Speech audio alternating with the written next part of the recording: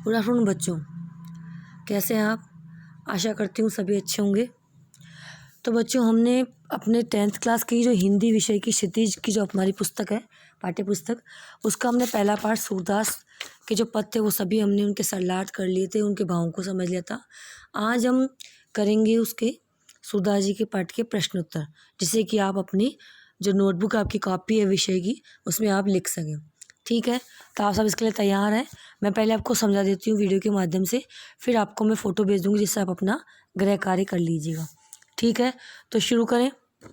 ठीक है बच्चों, आपको पता ही है कि इसमें वो पहले में क्या बताते हैं कि वो राधिका से पूछते हैं वो कौन है, कहाँ से आई है, फिर उनको खेलने के लिए मनाते हैं। दूसरे में वो गोपियों के बारे में बताते रहते हैं कि ना गोपियाँ उनको कहती है वो हमें कृष्ण भूल गए हैं और उन्होंने हमारा मन हर लिया है, लेकिन हमारे सब बंधन तोड़ के चले गए, लेकिन हम उन्हें नहीं छोड़ सकते। तीसरे में वो बताती है कि हमारे संदेशों से कुएं भर गए, हमने इतने संदेश भेजे लेकिन आज तक भगवान स्वयं नहीं आए मोहन, और न ही अपने संदेश को किसी को भेजा। फिर उन्होंने कई कारण बताए उसमें। फिर अंत में जब उद्धव उन्हें निर्गुण ब्रह्म के लिए कहते हैं कि ये अपना लो, तो वो कहती है उद्धव मन माने की बात है, ये तो अपने मन की बात है, जिसको जैसा अच्छा लगता है, जिसके मन को जो अच्छा लगता है वो वही कार्य करता है। और हमें साकार रूप भगवान का सगुण रूप ही पसंद है, हम उन्हीं की भक्ति करेंगे, उन्हीं से प्रेम करेंगे। ये अपने चारों पदों में पढ़ा। आज हम पढ़ते हैं उनके जो अपनी पाठ्य पुस्तक के जो प्रश्न उत्तर हैं। पहला जो है ये वैकल्पिक है, वस्तुनिष्ठ प्रश्न होते हैं।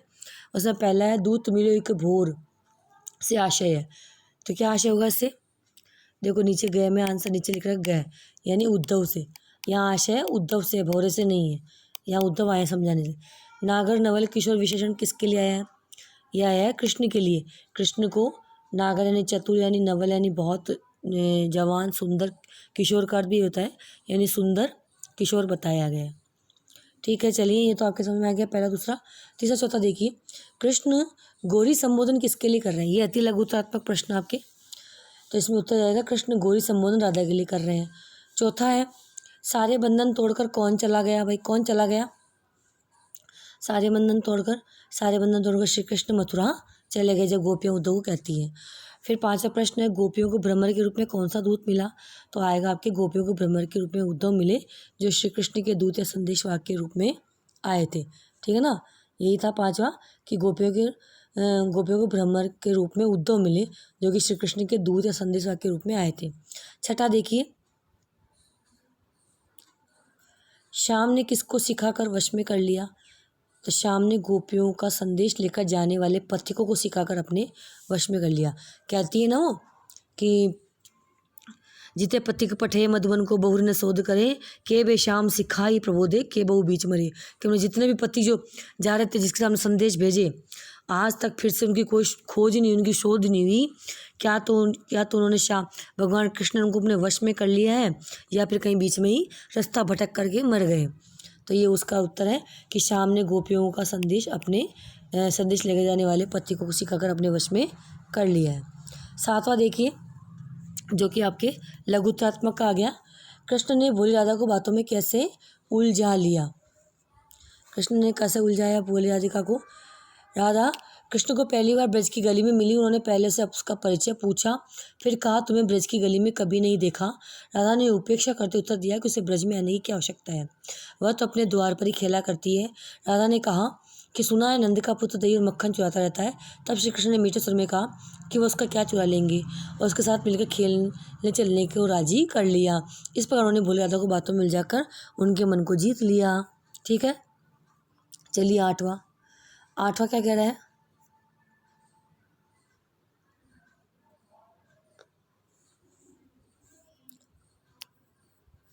आठवां है कृष्ण ने एक झलक में गोपियों का मन कैसे वश में कर लिया। ठीक है, तो इसमें क्या आ जाएगा? कृष्ण ने अपने चंचल नेत्रों की कणियों से जरा सा देख कर ही गोपियों के मन को वश में कर लिया। उनके हृदय में प्रेम की शक्ति के बल से बस गए, और कृष्ण के द्वारा मधुर मुस्कान के साथ मनमोहनी चितवन से देखते गोपियाँ उनके प्रेम के वशीभूत हो गई। ठीक है, ये हो गया आठवां। अब आगे चलिए नवे में देखिए, मथुरा के कुएं संदेशों से कैसे भर गए। अब इसमें क्या करें, गोपियाँ जिसे भी मथुरा की यात्रा देखती थी उसी के हाथों अपने संदेश कृष्ण के पास भेजती रहती थी। श्री कृष्ण अपनी ओर से तो कोई संदेश भेजते ही नहीं थे और गोपियों के संदेश लाने वालों को भी बहला कर रोक देते थे। लगता है वे गोपियों का संदेश को उपेक्षा के साथ कुएं में फेंकवा देते थे। इससे वहाँ के कुएं संदेशों से भर गए, अथवा गोपियों ने इतने संदेश भिजवाए कि कुओं पर जल ले जाने वाली मथुरा की नारियाँ भी उनकी ही चर्चा होने लगी और मथुरा की नारियाँ कुओं से रोज नया संदेश लेकर घर पहुंचने लगी। आया समझ में कि मथुरा के संदेश कैसे भर गए कि भाई उन्होंने इतने संदेश भेजे कि भगवान ने उनके संदेश की उपेक्षा कर दी, यानी ध्यान नहीं दिया, कुओं में फेंकवा दिए, अथवा ऐसे वहाँ के संदेश भेज गए, अथवा गोपियों ने इतने संदेश भिजवाए कि कुओं पर जल ले जाने वाली मथुरा की नारियों में उनकी चर्चा होने लगी और मथुरा की नारियाँ कुओं से रोज़ नया संदेश लेकर घर पहुँचने लगी। आया समझ में। अब 10वां देखते हैं। 10वां देखिए क्या कहता है।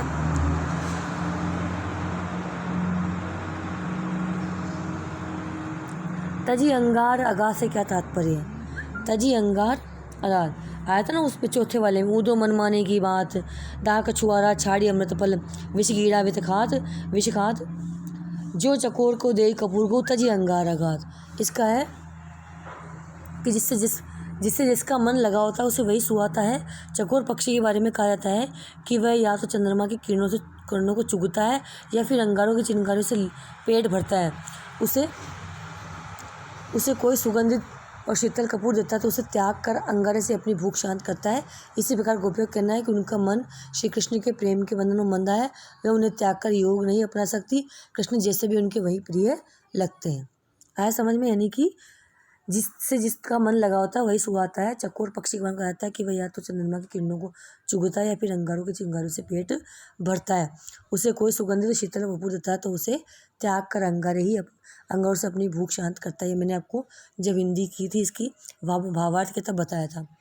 इस प्रकार गोपियों का कहना है कि उनका मन श्री कृष्ण के प्रेम के बंधन में बंधा है और वे उसे त्याग कर योग को नहीं अपना सकती। कृष्ण जैसे भी उनको वही प्रिय लगते हैं। ठीक है, ये 10वें का है।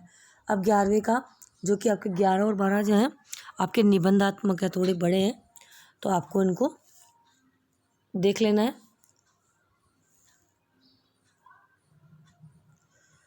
तो इनको बड़ों को देखते हैं आप, निबंधात्मक जो बड़े उत्तर हैं। देखिए पहला प्रश्न 11वां प्रश्न है निबंधात्मक का। कृष्ण और राधा की प्रथम भेंट को अपने शब्दों में व्यक्त कीजिए।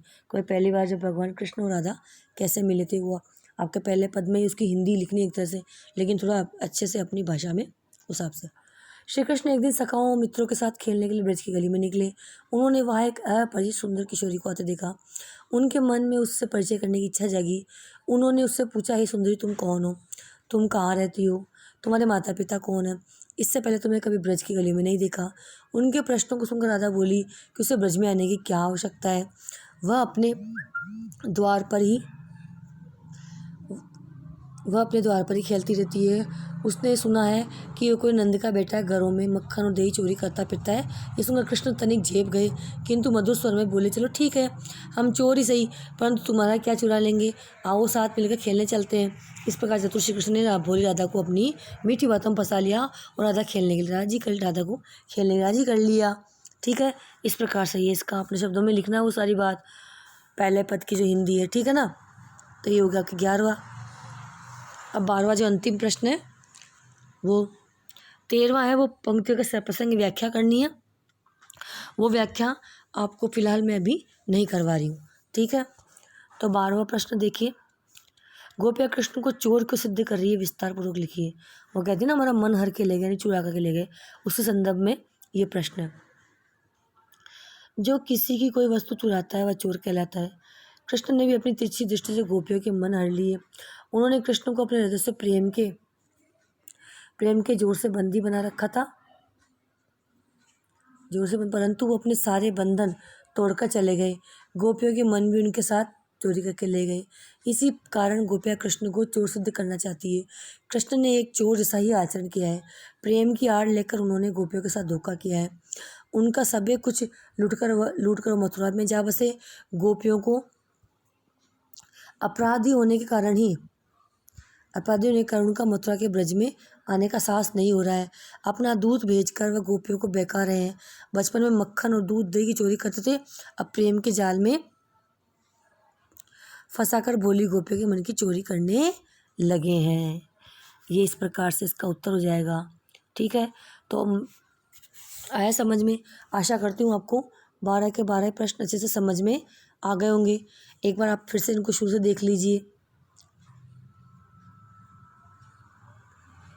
पहला है, इसमें आपको वस्तुनिष्ठ प्रश्न देख लीजिएगा, आपकी किताब में कैसा लिखा हो वैसे आपको लिख लेना है और उत्तर दे देना है। दूत मिलो एक भोर से आशय, उद्धव से गया आएगा इसमें, है ना, ये वाला। और इसमें नागर नवल किशोर विशेषण के लिए किसके लिए विशेषण, किसकी विशेषता बताइए। ये तो इन्होंने कृष्ण की विशेषता बताई है, तो इसमें ये आएगा, इसमें ये आएगा। ठीक है, और फिर उसके बाद तीसरा चौथा देख लीजिए। 5वां भी इसमें प्रश्न छोटे तो मैं बता देती हूँ वापस। कृष्ण गौरी संबोधन किसके लिए कर रहे हैं, कृष्ण गौरी संबोधन राधा के लिए कर रहे हैं। चौथा है सारे बंधन तोड़कर कौन,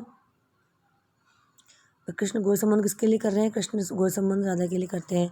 सारे बंधन तोड़कर कौन चला गया, सारे बंधन तोड़कर श्री कृष्ण मथुरा चले गए। गोपियों को ब्रह्म के रूप में कौन सा दूत मिला, गोपियों को ब्रह्म के रूप में उद्धव मिले जो श्री कृष्ण के दूत या संदेशवाहक के रूप में आए थे। ठीक है, फिर आपका पाँच तो हो गया। छठा, शाम ने किसको सिखाकर वश में कर लिया है, शाम ने गोपियों को संदेश लेकर आने वाले पथिकों को सिखाकर अपने वश में कर लिया है, छठा हो गया। ठीक है, 7वां देख लीजिए, ये आपके इसमें आ गया लघुत्रात्मक में। ठीक है, तो इसको आप खुद देख लीजिएगा एक बार। 7वां 8वां, ये 9वां रहा आपके सामने, ये 10वां, ये 11वां और ये 12वां। 12 के 12 प्रश्न आपको पता है।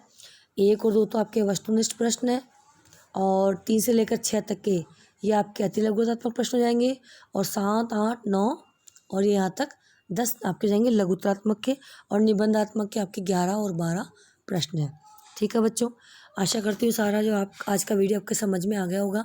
ठीक है, और आज हमारा ये जो पहला पार्ट था हिंदी का, जो हमारी पाठ्य पुस्तक है क्षितिज, उसका जो पहला पार्ट है सूरदास, वो पूरा हुआ। अगला हम अगले वीडियो में इसका अगला पार्ट लेंगे। ठीक है, और इसके लिए मैं ये कहना चाहती हूँ कि आप अपना होमवर्क टाइम से कर लीजिएगा, बिल्कुल अच्छी सी राइटिंग में कीजिएगा।